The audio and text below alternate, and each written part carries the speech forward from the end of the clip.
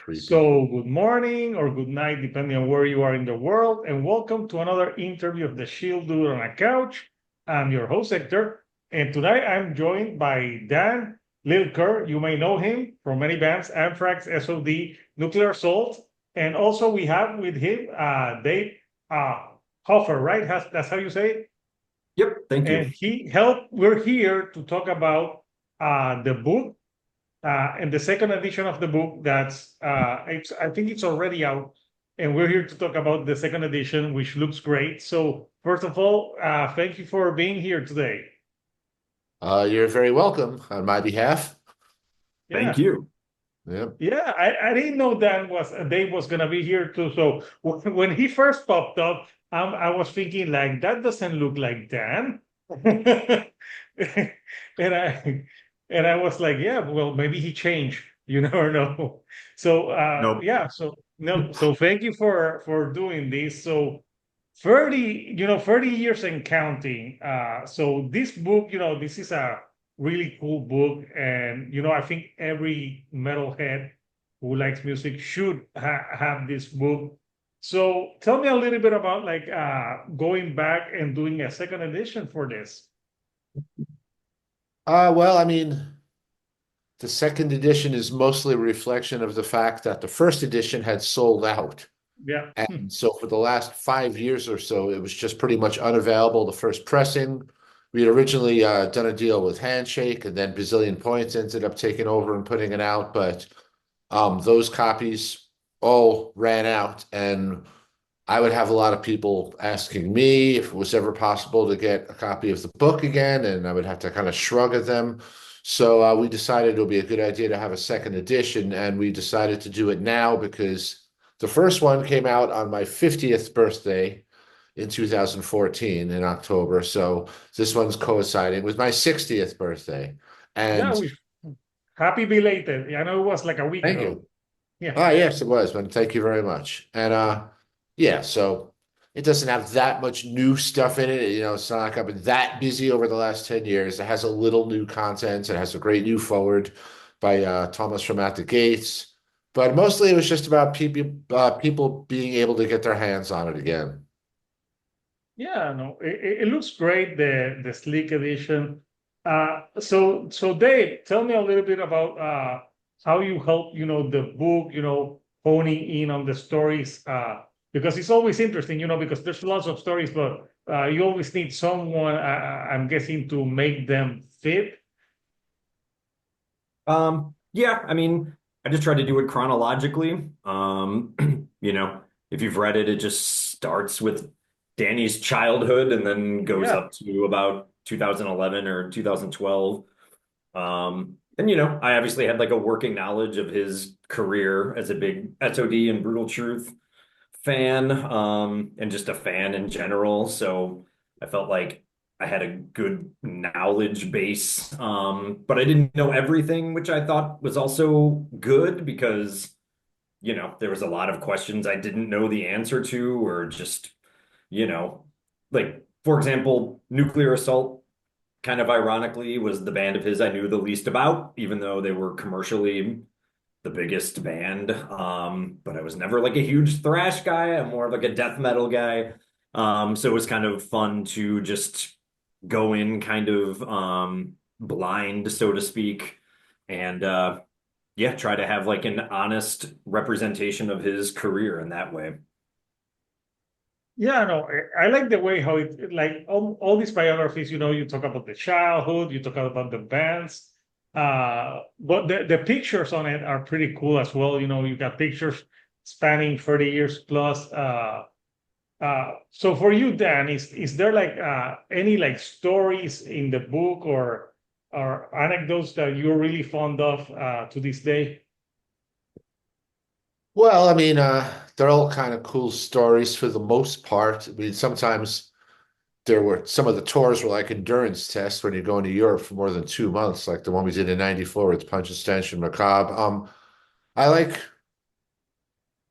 Dave spoke to a lot of people, who are good old friends of mine, people that, mean a lot to me. And a lot of those people said some very, very nice and flattering things or remembered certain situations. like one that had happened in Newcastle, England on tour with Dark Angel, where Gene said something really cool, but you'll have to get the book for that. That's No, our, of course, you the know, book. yeah, just a couple of hints. So I wouldn't pinpoint anything. I would just say that my favorite aspect of it was just realizing, just how many good friends I had who had lots of cool things to say about me, who I respect very much. I mean, fucking Frank Satari and Alex Webster and Chris Reeford and fucking Venriz and Ross Dolan and all these people that, I mean, I think it was cool if you look on the back cover, you got people from what I consider the top black and death metal bands, Dark Throne and Immolation, so that's pretty good, huh? Um, but yeah, no one story in particular, just it's really cool that he spoke to other people and what they had to say is, it was almost embarrassing. I really enjoyed the new part of the book, the foreword, with the at the gates and how he's speaking about he's like, how do I talk about Dan? And also there's a picture that you attended his wedding, so that was nice. So it's cool stuff in there. So Dave, have you written like autobiographies for other people in the metal scene, or was this the first time you did this? No, this is definitely like the biggest project I've ever done. Before that, I wrote for a lot of different magazines, Metal Maniacs, and this magazine from Chicago that was called Punk Planet in particular. So a lot of Q&A interviews. At least one person in the book who was Alex Webster, I had interviewed him for Punk Planet. So talking to him again, that was, a nice little like you remember me, I'm normal. But yeah, nothing on this scale. It just seemed to be, like I said, I felt like I had a good enough knowledge and decided to present it sort of like a zine. I didn't feel confident enough to write like a 200-page third person biography. I've never done anything like that, so I decided to Yeah. kind of stick to what I knew. Yeah, so this is the longest thing I've ever done, and then the second longest thing is the liner notes for the Charles Bronson box set that just came out, which was fun, but no other books. Okay. Yeah, no, and the book really reads like a fan scene, like you said. I'm gonna show the picture of the new edition, which looks fucking great. Tell me a little bit about like the different, like what you wanted to do for this second edition, because it really looks like super. I like the sleek color of it. I think the only real edits that were made to make it different than the first edition was the forward that we mentioned from Mhm. Tomas Lindberg. And there's a little extra graphic content in the back. There's At the end, yeah. one more photo section with some stuff that's like actually super recent from 2024, like when I did shows with Anthrax, or I played that Lilker Fest in Finland. Still funny saying that. So yeah, I think like I said, there isn't like a whole new interview section or anything like that. Like, well, Dan, what have you done since then? Oh, not much. So that wouldn't really justify that.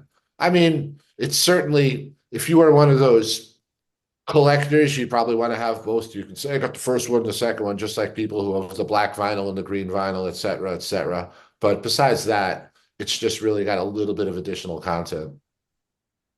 No, yeah, no, it looks great.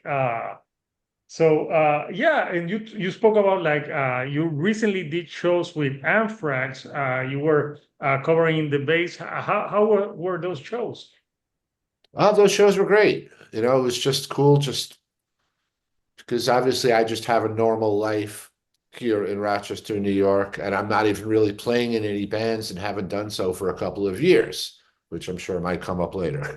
But after having done so for 40 years, it's just maybe I'm trying to age gracefully, but we all know that's impossible because there's point being, I was approached by those guys because Frank couldn't do a couple of shows, and it was mostly in Latin America with just the exception of two shows, big like US festivals that were in the States in Orlando and Columbus, Ohio in May. But most of the stuff it was Mexico on down. And that's a part of the world I've always really enjoyed playing. You know, the fucking people go real nuts down there. And then we went all the way down to Chile and Argentina. And as far as interacting with those guys, it was yeah, it was just lots of fun. They let me use my bass tone. You know, they didn't it was just yeah, I mean, I didn't even really know Joey that well before that, so it was cool to get to know him better. And yeah, I had a good time. Yeah, awesome. And obviously, looking back at your career, 30 years, you know, you've had some amazing albums with Nuclear Assault, S.O.D. I really did enjoy a lot of those albums, S.O.D., because they were fun records. And Nuclear Assault, correct me if I'm wrong, but I think, did you guys play in Puerto Rico? Yes, we did. We played there. Henry brought us down. I forgot what year it was, but I know it was around Thanksgiving because it was starting to get cold up here. And then before we walked out into the regular air, we noticed that all the windows by baggage claim to the outside were all steamed up, and we were like, holy shit, because it was warm. But yes, we played San Juan. I couldn't tell you exactly, but I don't know, fucking 10, 15 years ago, something like Yeah, that. I had like a vague memory. I'm like, yeah, I think Nuclear Assault played here.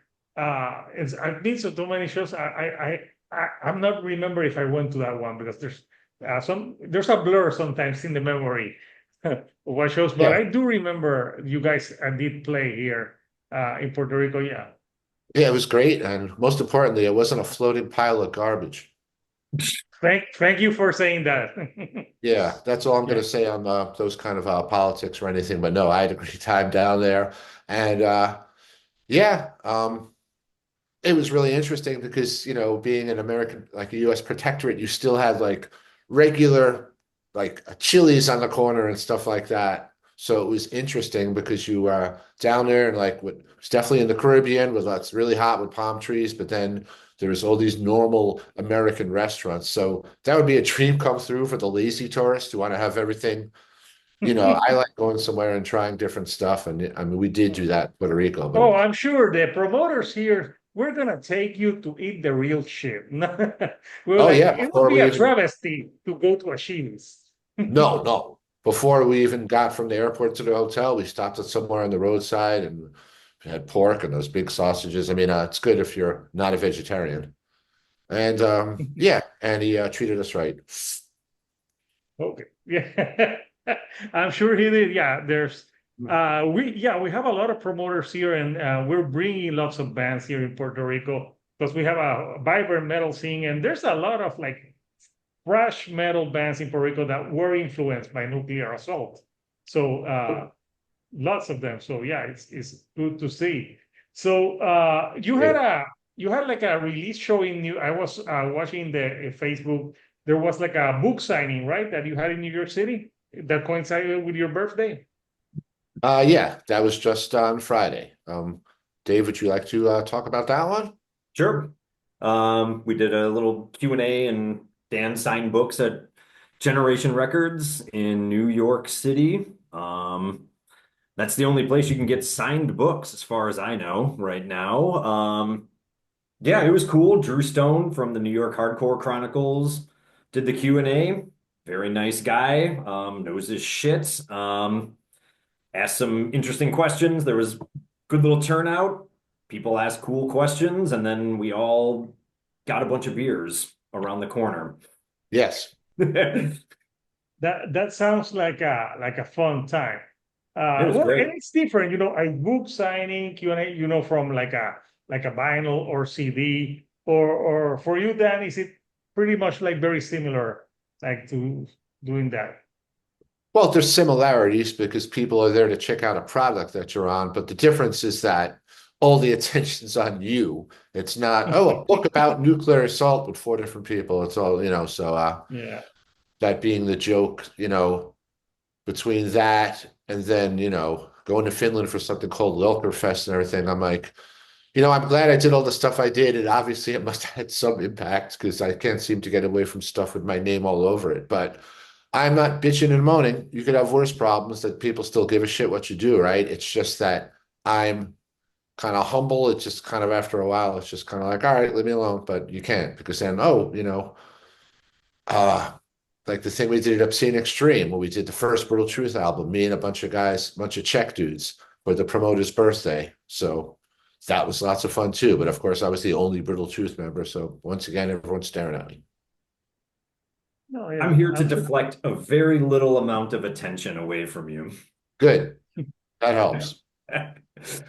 Good. Yeah, Appreciate it. yeah. It was getting asked the same questions over and over again uh, can be tedious. So it's good to change stuff up. So yeah, the book is there's only 500 copies. I read. So I'll post the link for people who want to get the I was gonna say the album, the book. I'm so used to talking about albums, so Right. to get the book, it's pretty cool. It has all the history of Dan through all the bands. Yeah, like fun stories, which is always nice. So yeah, I know that right now. So right now, there's no plans for you to do anything with any other of your bands at the moment. Nothing serious. I might have some fun around the neighborhood or something, but I'm done with the part of my career where I'm doing multiple records and touring on a cycle like that. I'm just anything I do musically now, I'm just going to do it my own pace and just relax. But yeah, I mean, in general, there is 500 copies of the book. So if you want to get it, then Vamonos, andale, all that shit. get, Yeah. get it quick before they're done. Mhm. So what's next for you, Dave? Do you have any other projects that you're gonna be working on? No, I mean, I play in a band in Chicago. Shameless plug there, Degenerate Oh, Synapse. It's like a death grind band, but no other oh, writing and you know projects. what? With the glasses and your look, it's gonna be a fucking heavy pit. You Well, fear the people with the glasses and the clean cuts I because would it's gonna ambush you be. like that. But yeah, yeah, no other writing projects on the horizon. I mean, this book was like a labor of love, it took like 6 years to put it together, started in 2008.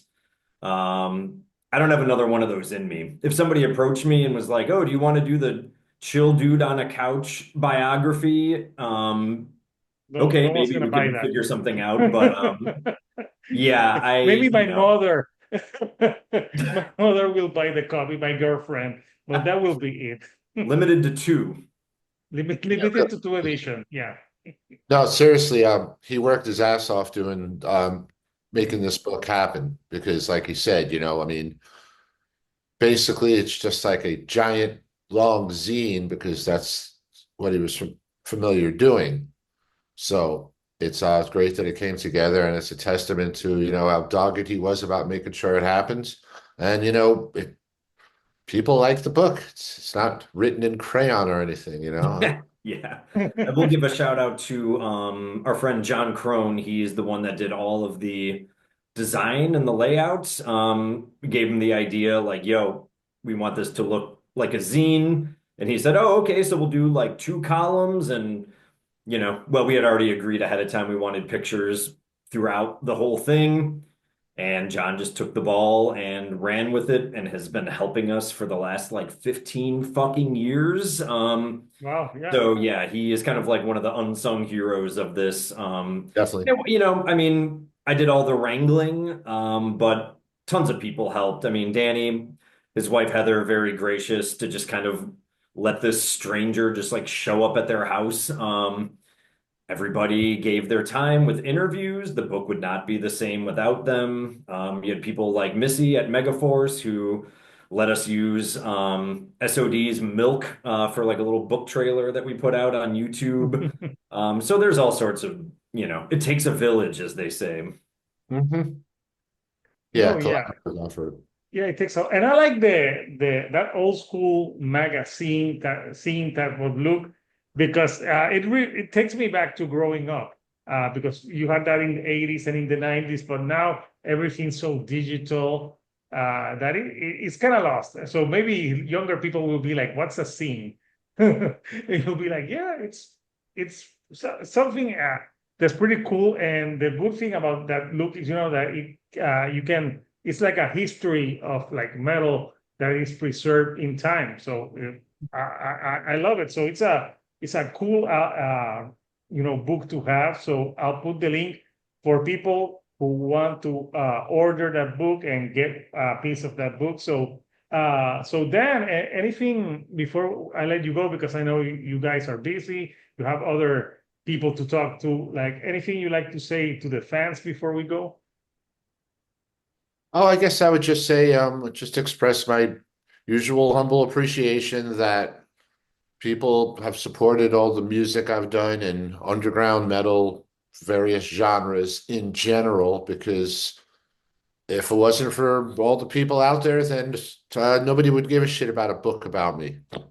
So the fact that we can do this and we're actually talking right now is just basically a testament to the fact that, you know, there's a whole support system of all the people that just have carried this whole thing just by being so rabid, especially with the type of music I play, you get some pretty fierce fucking people out there, very supportive and intense. And I just want to say thanks to all those people because it sounds corny, but without you, this wouldn't have been possible. And it's true.